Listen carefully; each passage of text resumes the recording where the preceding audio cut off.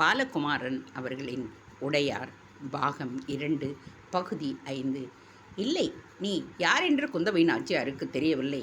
உன்னை 2 தினங்களாக ஊன்றி பார்த்துத்தான் வருகின்றேன். உன்னை பார்த்தால் பொய் சொல்பவனாக தெரியவில்லை. நீ இப்பொழுது சொன்னது கூட உன் மனதிலிருந்து வெளிப்பட்ட வார்த்தைகள் தான் என்பதை புரிந்து கொள்கிறேன். ஆனாலும் மனத்தில் உள்ள எல்லாவற்றையும் வெளிப்படுத்துவது நல்லதல்ல. தொடர்ந்து பாராட்டி பேசிய வந்தியத்தேவர் அருகே வந்து வேலைக்கு வைத்துக் கொள்ளுவார் என்று எவரும் நினைத்துவிடக்கூடும். அல்லது வந்தியத்தேவர் தன்னை புகழ்வதை விரும்புகிறார் என்பது எண்ணிவிடக்கூடும்.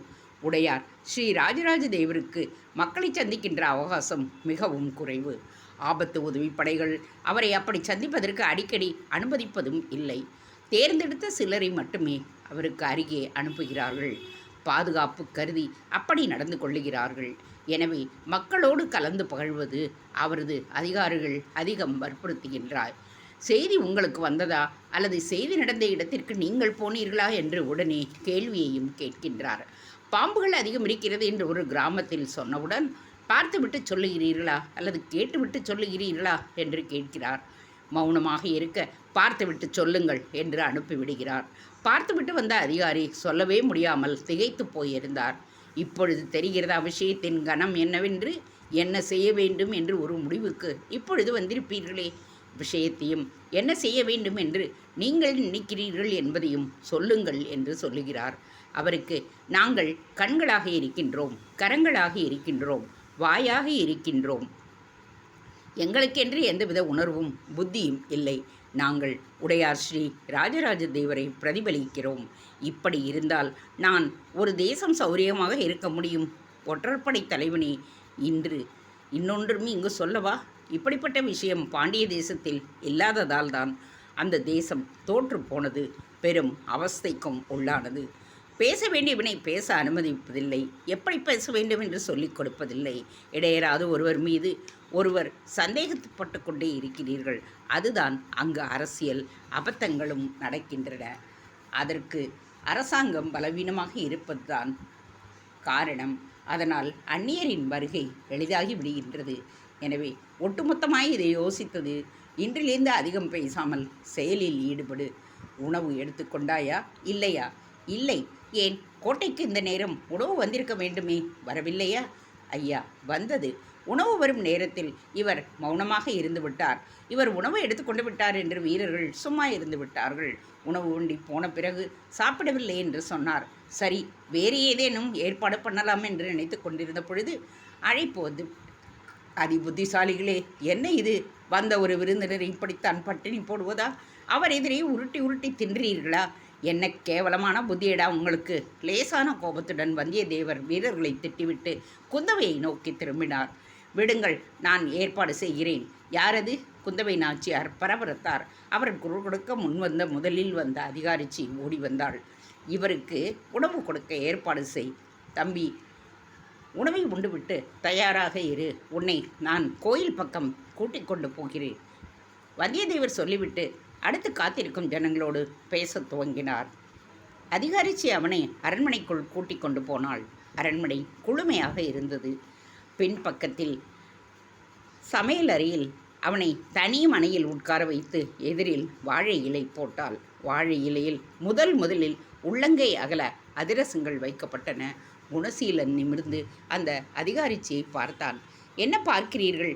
தஞ்சையில் முதலில் உணவு உண்ண ஆரம்பித்திருக்கிறீர்கள். அது இனிப்போடு ஆரம்பிக்கட்டும் என்றுதான் அதிரசம் வைத்திருக்கிறேன். உங்கள் பெயர் என்னம்மா? குணசீலன் வினவினான். அம்மா என்றெல்லாம் அழைக்க வேண்டாம். என் பெயர் முத்தான பொன்னங்கை. பொன்னங்கை என்று கூப்பிடுவார்கள், பொண்ணு என்றும் அழைப்பார்கள். நன்றி பொன்னங்கை. கை கூப்பினான். பொன்னங்கைக்கு அந்த கைக்கூப்பல் பிடித்திருந்தது. முத்தான பொன்னங்கையின் தந்தை சோழ தேசத்து பெருந்தனத்தின் நேரு உதவியாளராக இருந்தார். முத்தான பொன்னங்கையின் தாய் அந்த பெருந்தனத்தின் வீட்டில் உள்பகுதி நிர்வாகத்தை கவனிப்பவளாக இருந்தாள். எல்லோரும் சோழ தேசத்து அதிகாரியின் வீட்டில் வேலைக்கு போய்விடவே வெடியலிலேயே எழுந்து சமையல் வேலையை முடித்து தாய்க்கும் தந்தைக்கும் பரிமாறி, தங்கைகளுக்கு உதவி செய்து, தம்பிகளுக்கு சோறிட்டு பாதுகாத்து மிகச்சிறு வயதிலேயே குடும்ப பொறுப்பு முழுவதும் அவளுக்கு வந்து சேர்ந்தது. இளம் வயதில் குடும்ப பொறுப்பை ஏற்றுக்கொண்டதால் பருவ வயது வந்ததும் அதே வேலையை மிகவும் நேர்த்தியாகவும் நறுவிசாகவும் செய்ய அவள் கற்றுக்கொண்டு விட்டாள். வீட்டில் அம்மாவுக்கு முடியாமல் முடியாமல் போயிற்று. அம்மாவை தன் வீட்டுக்கு அருகிலேயே உள்ள குந்தவை பிராட்டி ஆதுர சாலையில் கொண்டு போய் சேர்த்தாள். அங்கு பல படுக்கைகளை கொண்ட இடம். கைதேர்ந்த மருத்துவர்கள் அங்கு இருந்தனர். அம்மாவின் இடுப்பு வலிக்கும் மூட்டு வலிக்கும் எண்ணெய் தேய்த்து உருவிடச் சொன்னார்கள். இதை அக்கறையோடு ஒருவர் செய்தால் விரைவில் குணம் ஏற்படும் என்று சொன்னார்கள். எனவே அந்த வேலையை முத்து பொன்னங்கையே தன் தாய்க்கு செய்தாள். இடுப்பிலிருந்து கால் விரல் நுனி வரை எண்ணெயை போட்டு உருவி சுடுநீர் எடுத்து மெல்ல பொறுக்கின்ற சூட்டில் தடவி மறுபடியும் குளிர்ந்த நீரால் கழுவி பற்று போட்டு படுக்க வைக்கின்ற பொழுது வெகு சில நாட்களிலேயே நல்ல குணம் தெரிந்தது. ஆதுர சாலையில் சிறிய சிறிய மேடைகளை கட்டி அதில் நோயாளிகளை படுக்க வைத்திருப்பார்கள். அடுத்த மேடையில் வேறொரு பெண்மணி படுத்து கொண்டிருந்தாள். அவள் கை கூப்பி எனக்கும் காலில் உருவிவிடேன் என்று முத்தான பொன்னங்கையை பார்த்து கெஞ்சினாள்.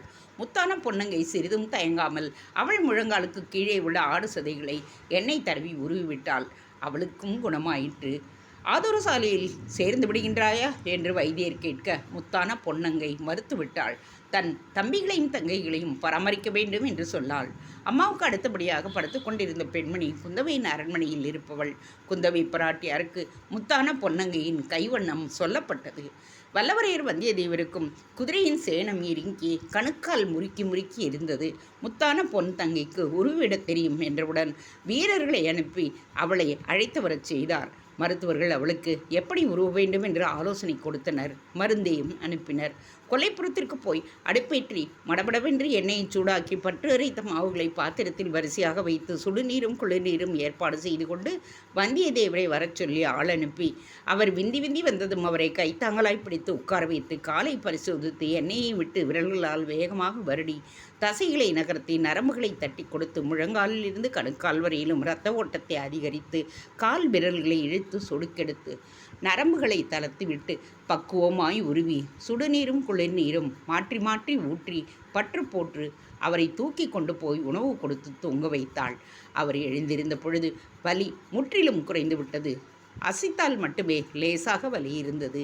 அசைய வேண்டாம் என்று சொல்லி மறுநாளும் போய் அதே விதமாய் வைத்தியம் செய்ய குந்தவை பிராட்டி அவளை அணைத்து கொண்டாள். உனக்கு என்ன வேண்டும் என்று கேட்டாள். வீடு ஒழுகுகிறது தாயே. 2 தங்கைகள், ஒரு தம்பி. தாயும் தந்தையும் வேலைக்கு போய்விடுவதால் இதை சரி செய்ய எங்களால் முடியவில்லை. யாரேனும் ஆட்களை அனுப்பி சரி செய்தால் நன்றாக இருக்கும். ஆனால் கட்டிடக் கலைஞர்கள் வந்து பார்த்துவிட்டு இது சரி செய்ய முடியாது, இடித்து மொத்தமாக கட்ட வேண்டும் என்று சொல்லிவிட்டார்கள் என்றாள் முத்தான பொன்னங்கை. குந்தவை தேவி அவர்களை தன் அரண்மனை வளாகத்தில் உள்ள வசதியான தனி வீட்டிலேயே தங்க வைத்தாள். முத்தான பொன்னங்கை, நீ எனக்கும் என் அரண்மனை தோழிகளுக்கும் எண்ணெய் தேய்த்து குளிப்பாட்டுகின்ற பொறுப்பை எடுத்துக்கொள். உள்ளாலைக்கு வேலைக்கு வந்துவிட்டால் உன் தங்கைகளும் தம்பியும் பத்திரமாக இருப்பார்கள். அவர்களே நமது சேடிகள் பார்த்து கொள்ளுவார்கள். எனவே எந்த கவலையும் உனக்கு இல்லை என்று சொல்ல அவர்கள் வீடு அரண்மனைக்குள் மாறிற்று. அவள் உள்ளே நுழைந்த வேளை போர் துவங்க சோழப்படைகள் வடதேசம் நோக்கி போயிருந்தன.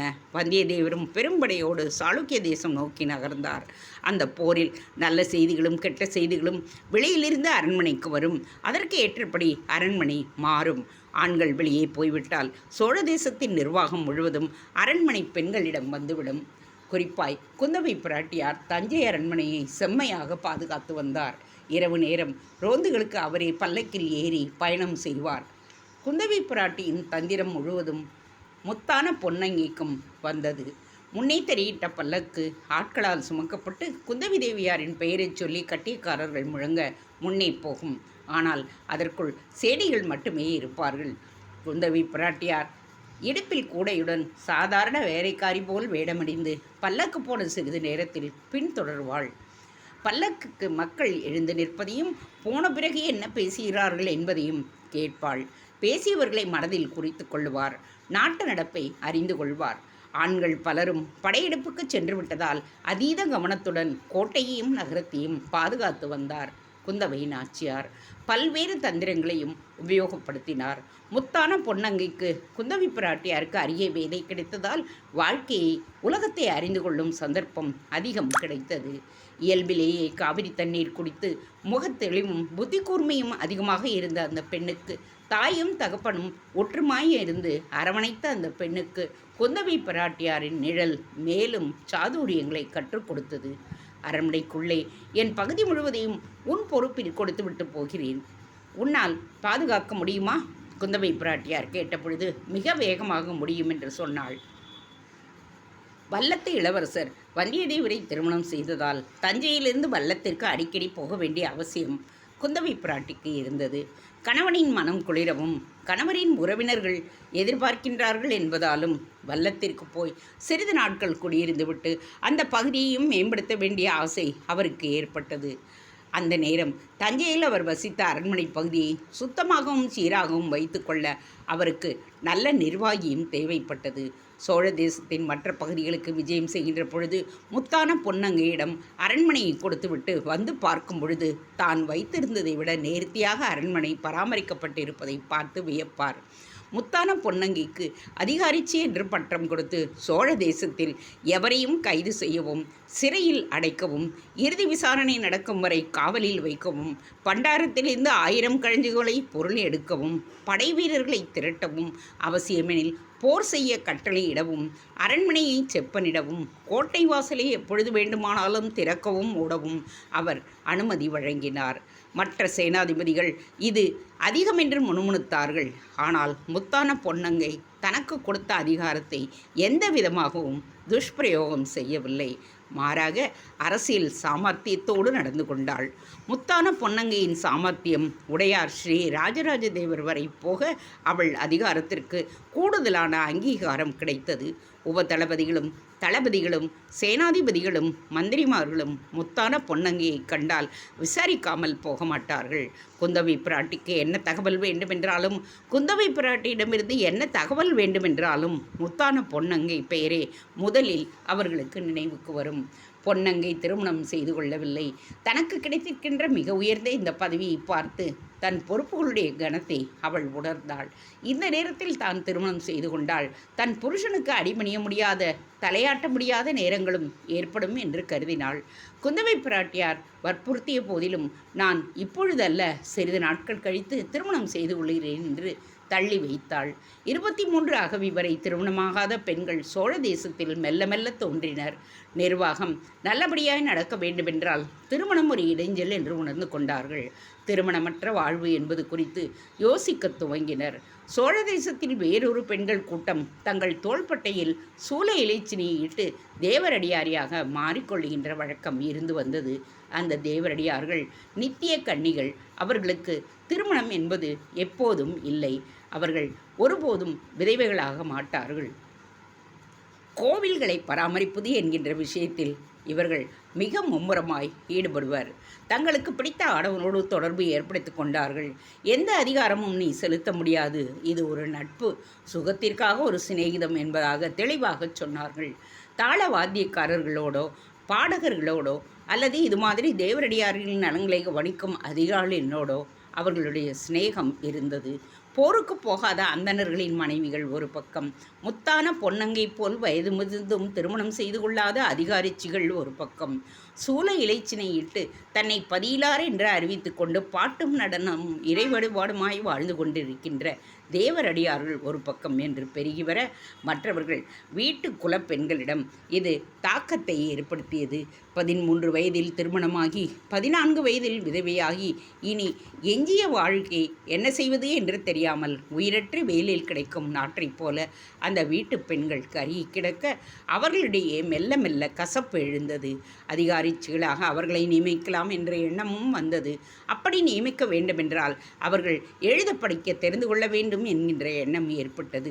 2 தலைமுறைக்கு முன்னால் ஏற்பட்ட இந்த மாற்றத்தால் இந்த தலைமுறை பெண்கள் எழுதவும் படிக்கவும் கற்றார்கள். படிப்பு வெகு நிச்சயம் பெண்களுக்கு என்பதாக சோழ தேசத்தில் முடிவாயிற்று. கணவனை இழந்த போர் வீரர்களின் மனைவிகளுக்கு நன்செய் நிலம் அரசாங்கத்திலிருந்து தரப்பட்டது. வரியிலிருந்து விலக்கு அளிக்கப்பட்டது.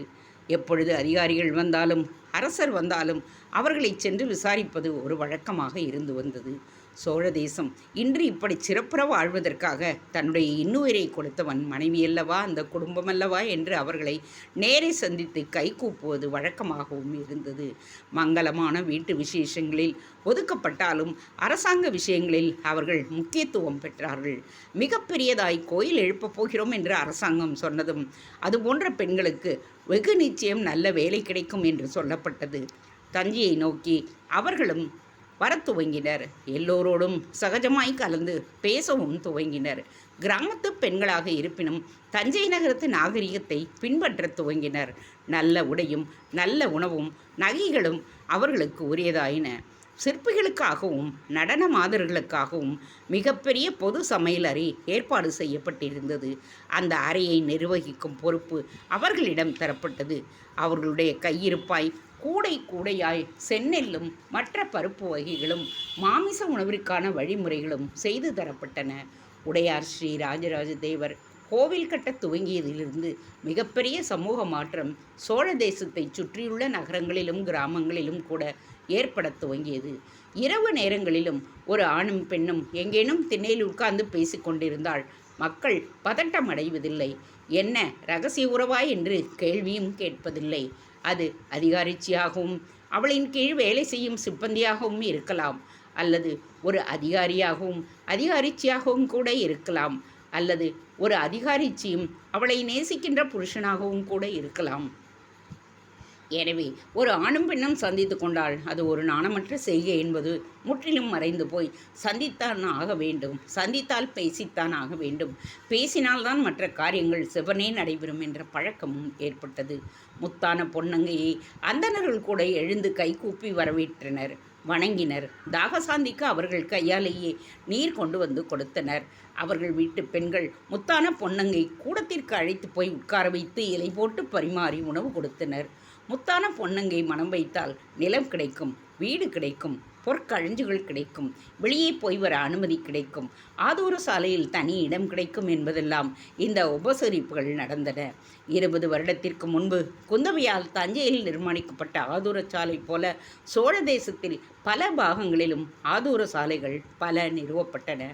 குறிப்பாக மகப்பேறு விஷயங்களை கவனிக்கவும் ஓடுகள் வேய்ந்த கல் சுவருள்ள தனி வீடுகள் வாங்கப்பட்டு ஒவ்வொரு ஆதூர சாலைக்கும் பண்டக சாலையும் நிறுவப்பட்டு அந்த பண்டக சாலையில் மருந்துகளும் தயாரிக்கப்பட்டும் சேகரிக்கப்பட்டும் வைத்தியர்கள் அறுவை சிகிச்சை நிபுணர்களும் நியமிக்கப்பட்டும் எந்த நேரம் அழைத்தாலும் நிச்சயம் போக வேண்டும் என்கின்ற நிர்பந்தமும் அவர்களுக்கு வைக்கப்பட்டது.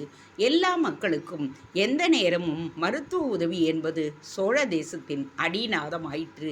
அது சிறப்பாகவும் செயல்பட்டது. மக்களின் ஆரோக்கியம் மட்டுமில்லாமல் மகளிரின் ஆரோக்கியம் குறித்தும் சோழ தேசம் கவலைப்பட்டது. இத்தகைய விதிமுறைகளால் மாற்றங்களினால் பெண்களின் வாழ்க்கை என்பது அங்கு முன்னேறியது. முத்தான பொன்னங்கை ஒட்டுமொத்தமாய் இலையெல்லாம் சிந்தியபடி உணவு உண்டு கொண்டிருந்த பாண்டிய தேசத்தின் ஒற்றற்படை உளவுதளவியை வியப்போடு பார்த்து கொண்டிருந்தாள். குணசீலனும் இந்த கொள்கையை வியந்து நினைத்து கொண்டிருந்தான். ஒரு பெண்ணை எதிரே நிற்க வைத்து சோறு பரிமாற வைத்து மற்றவரெல்லாம் வெளியே போய்விடுகின்ற நிகழ்ச்சி பாண்டிய தேசத்தில் நிகழவே நிகழாது. அந்நியருக்கு பெண்கள் பரிமாறவே மாட்டார்கள், ஆண்கள் தான் பரிமாறுவார்கள். பெண்கள் உள்ளிருந்து சமைத்த பொருட்களை கொண்டு வந்து அவர்களிடம் கொடுக்க ஆண்கள் தான் விருந்தோம்பல் செய்வார்கள். நெருங்கிய உறவினர்களுக்கு மட்டுமே பெண்களின் மூலம் விருந்தோம்பல் நடைபெறும். இந்த பெண்கள் முன்னேற்றத்தை எப்படி நடத்துவது என்ற சிந்தனையோடு குணசீலன் உணவுண்டு முடித்தான். ஏன் திருமணம் செய்து கொள்ளவில்லை குணசீலரே? முத்தான பொன்னங்கை கேட்டாள். போர்தானம்மா காரணம். எல்லைப்புறங்களிலேயே வாழ்க்கை கழிந்து விட்டது. எல்லைப்புறங்களிலிருந்து படையெடுத்து போருக்கு போக எப்பொழுது வருவோம், எங்கே இருப்போம் என்று வெளிச்சமான சூழ்நிலை ஏற்படவில்லை. சூழ்நிலையே வெளிச்சமில்லாத பொழுது யாரோ ஒரு பெண்ணை திருமணம் செய்து எங்கேயோ அவளை வாழ வைத்து நான் இங்கே மனதில் கவலையோடு அல்லது அலைவது தேவையா என்று கருதினேன். திருமணத்தை தவிர்த்து விட்டேன். உறவினர்கள் உங்களை வற்புறுத்தவில்லையா? அநியாயத்திற்கு வற்புறுத்தினார்கள். வாழ் உருவி வெட்டி வீழ்த்து விடுவேன் என்றதும் அடங்கிவிட்டார்கள். திருமணம் செய்யாதது சிரமமாக இல்லையா? சில சமயங்களில் இரவில் தனிமை வாட்டும். யாரோ ஒரு பாடிக்கொண்டோ பேசிக்கொண்டோ இருக்கலாமோ என்று தோன்றும். அப்படி இருக்க முடியவில்லையே என்கின்ற பொழுது உள்ளுக்குள் கற்பனைகள் தோன்றும். அந்த கற்பனைகள் அதீதமாகும் போது, இன்னும் எத்தனை நாளைக்கு இப்படி கற்பனை மட்டும் செய்து கொண்டிருப்போம், சரி நாளைக்கு என்று தலையெழுத்து வரலாமா என்ற எண்ணம் எழும். ஆனால் அடக்கிக் கொள்ளுவேன். போர் ஓயட்டும் என்று நினைத்து கொள்வேன். போர் ஓய்ந்து விட்டது. ஆனால் இப்பொழுதும் திருமணம் செய்ய இயலாது. ஏன்? அடிமையாய் இருப்பவன் திருமணம் செய்தால் அவன் மனைவியும் அடிமையல்லவா? விடுதலையாய் இருக்கிற ஒரு பெண்ணை திருமணம் செய்து என்னைப் போல அவளையும் அடிமையாக்க வேண்டுமா? எனவே திருமணம் செய்து கொள்ளாமல் இருப்பதே சிறப்பு என்று நினைக்கிறேன். உடல் உணர்வுகளுக்கு என்ன பதில் சொல்வீர்கள்? இதுவரை ஒரு கட்டுப்பாட்டில் வைத்திருக்கிறேன். எப்பொழுது அகிலும் கட்டுப்பாட்டை மீறலாம். மீறுகின்ற போது பணம் கொடுத்து பொது மகளிரை நாட வேண்டும், அல்லது முற்றிலும் இறை எண்ணத்தை வளர்த்து கொண்டு துறவி என்று தீர்மானித்து விட வேண்டும். நைஷ்டிக பிரம்மச்சாரியாய் இடையராது இறை நினைப்பு உடையவனாய் மாறிக்கொள்ள வேண்டும். நொந்து போய் பேசுகின்றீரோ? வேறு எப்படி நான் பேச முடியும்? இந்த அடிமை வாழ்க்கை சோழ தேசம் உங்களுக்கு பிடிக்கவில்லையா? அப்படி எண்ணமில்லை. சோழ தேசம் வெகு நிச்சயமாய் பாண்டிய தேசத்தை விட மலர்ச்சியாய் இருக்கிறது. சோழ தேசத்தில் ஒவ்வொரு விஷயமும் ஆச்சரியமாக இருக்கிறது. 6 பனை உயரமுள்ள கோவில் கட்டப்போகிறார் சோழ மன்னர் என்று தெரிந்ததுமே என் உற்சாகம் எல்லையை கடந்து விட்டது. ஒரு உபதளபதி தான் கோவில் மாதிரியை பார்த்ததாகவும் அது இப்படித்தானே எடுக்கும் என்று படம் வரைந்து காட்டிய பொழுது நான் பிரமித்து போனேன். என் வாழ்க்கைக்கு ஒரு அர்த்தம் இருப்பதாக அப்பொழுது ஒரு எண்ணம் வந்து விட்டது. பாண்டிய தேசம் போகின்ற நினைப்பை அறவே விட்டுவிட்டேன். திருமணம் என்கின்ற விஷயத்தையும் மனதிலிருந்து நீக்கிவிட்டேன். இறைவனுக்கு மிக உயரமாக ஒரு கோவில் ஒன்றை தனி மனிதர் ஒருவர் எழுப்புகிறார். அவருக்கு உதவி செய்வதை விட வாழ்க்கையில் மிகப்பெரிய லட்சியம் என்ன இருக்க முடியும் என்ற முடிவுக்கு வந்துவிட்டேன். ஆனால் நீங்கள் வைணவர் அல்லவா? என்ன வைணவம், என்ன சைவம், எல்லாம் ஒன்றுதான். எல்லாம் பேர் ஒளியே. வைணவமும் சைவமும் நாம் வகுத்த வழிகள். அது ஒரு வழி, இது ஒரு வழி. எல்லா வழியும் நல்ல கதிக்கு இட்டுச் செல்லத்தான் முயற்சி செய்கின்றன. நடக்கத்தான் நமக்கு தெம்பு இருக்க வேண்டும். குணசீலரே, மிக தெளிவாகவும் அமைதியாகவும் பேசுகின்ற ஒரு பாண்டிய வீரனை முதலில் பார்க்கின்றேன். இது எனக்கு ஆச்சரியமாக இருக்கிறது. அனுபவம் அம்மா. 7 வருடங்களாயிற்று என் கிராமமும் என் கிராமத்து மக்களையும் பார்த்து. தினம் தினம் புதிய உலகம், தினம் தினம் புதிய மனிதர்கள். இடையராத திகுப்பில் ஆள்பவன் என்னைப் போல்தான் பேசுவான். குணசீலரே, இந்த சோழ தேசத்தில் உமக்கு எப்பொழுது சிக்கல் ஏற்பட்டாலும் என்னிடம் தகவல் தெரிவியுங்கள். முத்தான பொன்னங்கைக்கு இந்த செய்தியை சொல்லுங்கள் என்று யார் மூலமாவது ஓலை கொடுத்து அனுப்புங்கள். உங்கள் பிரச்சனையை என்னால் தீர்க்க முடியும். கனிவோடு முத்தான பொன்னங்கை கூறினாள். அம்மா, என் மீது இத்தனை கரிசனம் ஏன்? வியப்போடு குணசீலன் கேட்டான். வியப்பில் நின்ற குணசீலனுக்கு அருகே மூச்சு காற்றுப்படும் தொலைவில் அதிகாரி முத்தான பொன்னங்கை வந்து நின்றாள். இது ஒரு வகை விருந்தோம்பல் நண்பரே.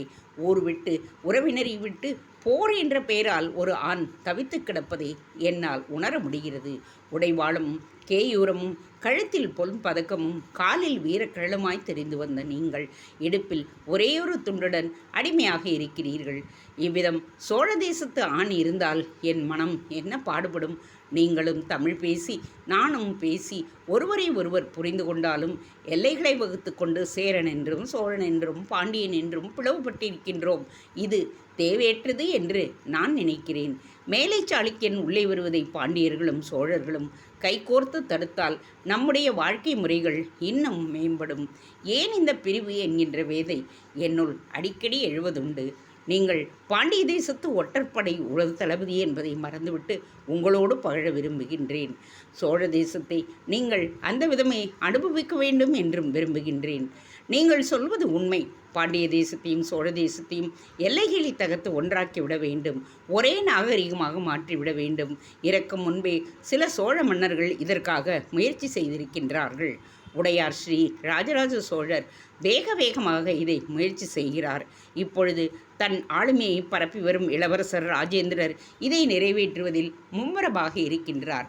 பாண்டிய வீரர்களுக்கு விடுதலை வேண்டுமென்றால் பாண்டிய தேசம் போய்க்கொள்ளலாம் என்று அவர் சொன்னதெல்லாம் இணையாக நடத்த வேண்டும் என்கின்ற ஆர்வத்தால் தான் என்பதை தெரிந்து கொள்ளுகிறேன். பாண்டியர்களோடு பகைமை பாராட்ட வேண்டும் என்கின்ற ஒரு காரணத்தினால்தான் என்பதை நான் புரிந்து கொள்ளுகிறேன். ஆனால் உன்னை கோவில் இருக்கும் இடத்திற்கு அனுப்ப மாட்டோம், வந்தியத்தேவருக்கு அருகே இருக்கிற வேலையாகத்தான் இருக்கும் என்று சொல்லப்பட்டதே, இது உண்மையா? வல்லவரையர் வந்தியத்தேவர் கோவில் கட்டும் இடத்தில் இல்லாமல் வேறு எங்கு இருப்பார் என்று நினைக்கிறாய்? குந்தவை பிராட்டியார்தான் அரண்மனையில் இல்லாத பொழுது தனக்கு பதிலாக என்னை நியமித்துட்டு போவது போல வல்லவரையர் வந்தியத்தேவர் உம்மை நியமித்துவிட்டு போகலாம். சிரிப்பாக இருக்கிறது. ஏன், சோழ தேசத்தில் இல்லாத கெட்டிக்கார ஆண்களா? அவர்களையெல்லாம் விட்டுவிட்டு வல்லவரையர் வந்தியத்தேவர் ஒரு பாண்டிய தேசத்து ஒற்றற்படையின் உபதளபதியை தனக்கு அந்தரமாக வைத்துக் கொள்ளுவாரா? இந்த பிரிவு பார்க்கக்கூடாது என்பதில் வந்தியத்தேவரும் மிக முக்கியமானதாக இருக்கிறார். உங்களைப் போன்றோருக்கு உயர்ந்த பதவியை கொடுத்து நல்ல நிலையில் வைத்து கொண்டால், ஒருவேளை இங்கு பாண்டிய வீரர்கள் ஏதேனும் மனம் கசந்து கலகத்தில் ஈடுபட்டால் அவர்களை சமாதானம் செய்ய வேண்டுமல்லவா? ஆம், பல்குத்த உதவும் குச்சி என்று சொல்லுங்கள். ஏன் இந்த விதம் இளக்காரமாக பேசுகிறீர்கள்? தகுதி இருப்பின் உம்மை போன்ற பல்வேறு பாண்டிய வீரர்களை நல்ல இடத்தில் நல்ல நிலையில் அதிகாரம் செலுத்தும் வண்ணம் சோழ அரச குடும்பத்தினர் செய்வர். ஆனால் அதனால்தான் சோழ தேசத்தின் மீது அதிகம் காழ்ப்பு இருப்பவர்களாக நீங்கள் பாண்டிய தேசம் நோக்கி போய்விடுங்கள் என்று விடுதலையும் கொடுத்து விட்டார்கள். எனக்கு சோழ தேசத்தின் மீது காழ்ப்பு இல்லை என்று நீங்கள் எண்ணுகிறீர்களா? உங்களுக்கும் காழ்ப்பு இருக்கின்றதா? முத்தான பொன்னங்கை வேகமாக கேட்டாள். இருக்கிறது தாயே, என் தேசம் உங்கள் தேசம் போல் இல்லையே என்கின்ற காழ்ப்பு, என் வீட்டு பெண்கள் உங்களைப் போல் இல்லையே என்கின்ற ஏக்கம், உங்கள் வீட்டு குழந்தைகளைப் போல் எங்கள் குழந்தைகளுக்கு படிப்பு தர, ஏடு எழுத, பாட்டு பாட கற்பிக்க ஆளில்லையே என்கின்ற வருத்தம். ஆதூர சாலைகள் என்று ஒவ்வொரு கிராமத்திலும் வெள்ளை கொடி பறக்கின்றதே, மதுரையில் ஒரு ஆதூர சாலை கூட இல்லையே என்கின்ற துக்கம். நீங்கள் சொன்னது போல் நானும் தமிழ் பேசுகிறேன், நீங்களும் தமிழ் பேசுகிறீர்கள். சங்கம் வளர்த்த மிகப்பெரிய நாகரிகம் கொண்ட அந்த மதுரை இப்பொழுது பல்வேறு அந்நியர்களின் வருகையால் சிதைந்து சீரழிந்து கிடக்கின்றது. சோழ மன்னர்கள் மெல்ல மெல்ல சரி செய்து கொண்டு வருகிறார்கள் என்றாலும் பாண்டியர்களுடைய இயல்பு மெல்ல மெல்ல மறைந்து வருகிறது. மதுரை அடிமைப்பட்டு கிடக்கிறது என்கின்ற எண்ணமே எங்களுக்கு பெரும் துக்கத்தை தருகின்றது.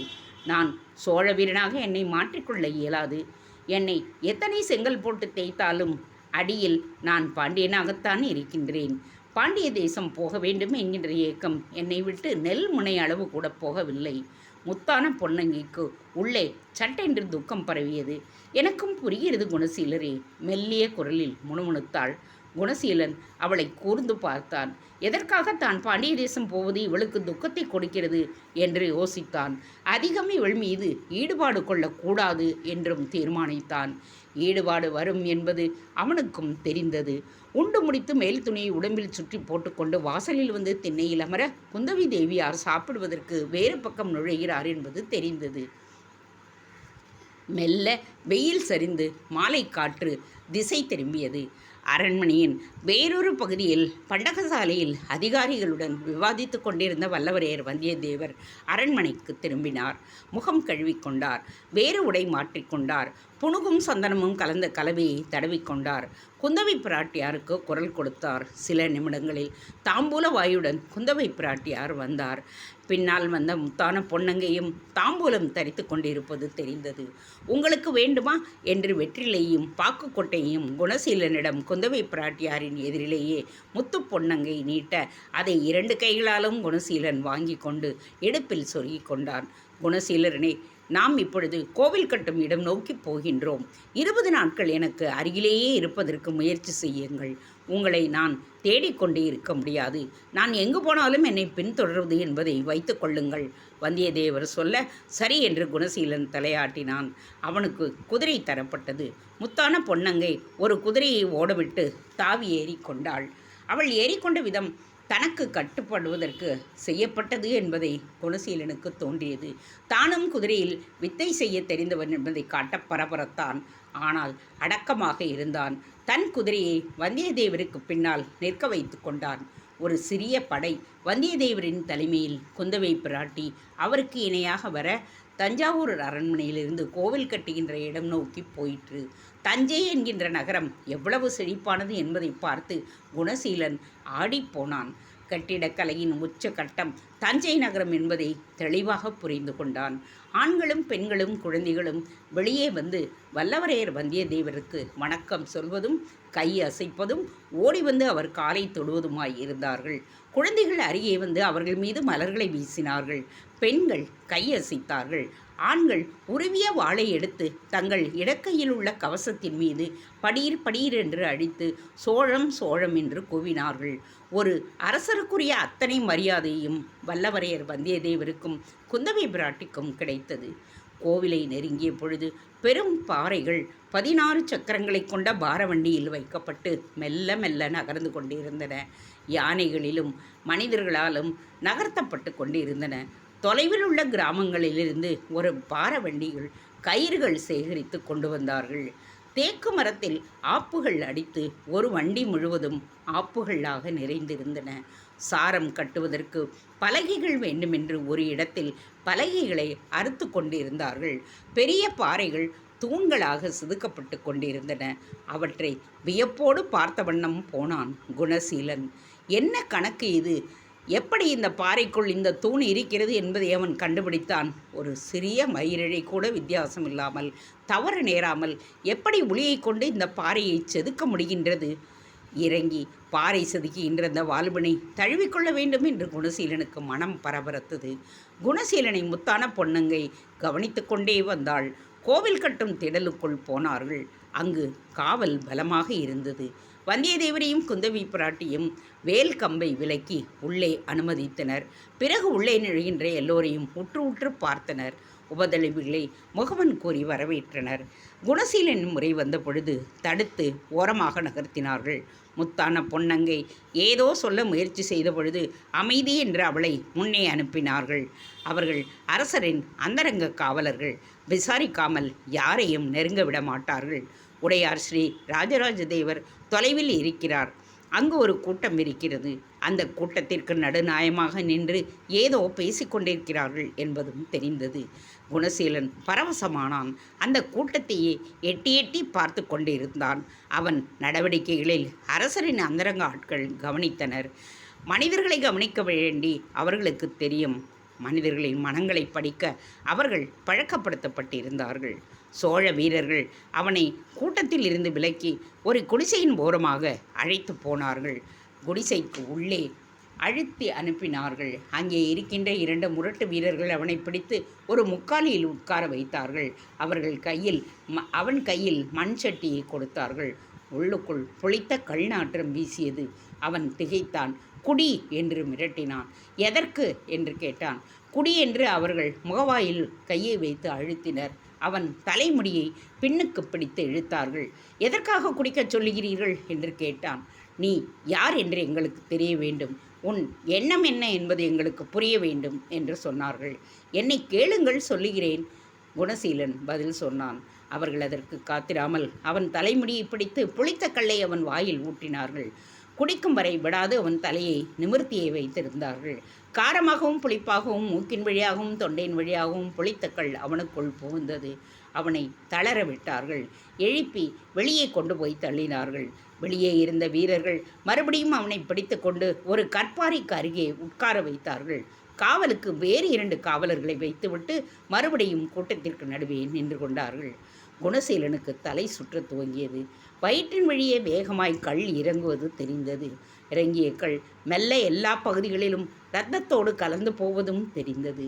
தன் மீது சந்தேகப்பட்டு தான் அதிகம் பேச வேண்டும், உண்மையை பேச வேண்டும், அதையும் வேகமாக பேச வேண்டும் என்பதற்காக புளித்த கல்லை கொடுத்திருக்கிறார்கள். இதில் சில மூலிகை இலைகளை போட்டு ஊற வைத்திருப்பார்கள் போலும். எது மனதில் இருப்பினும் அது வெளியில் வந்துவிடும்.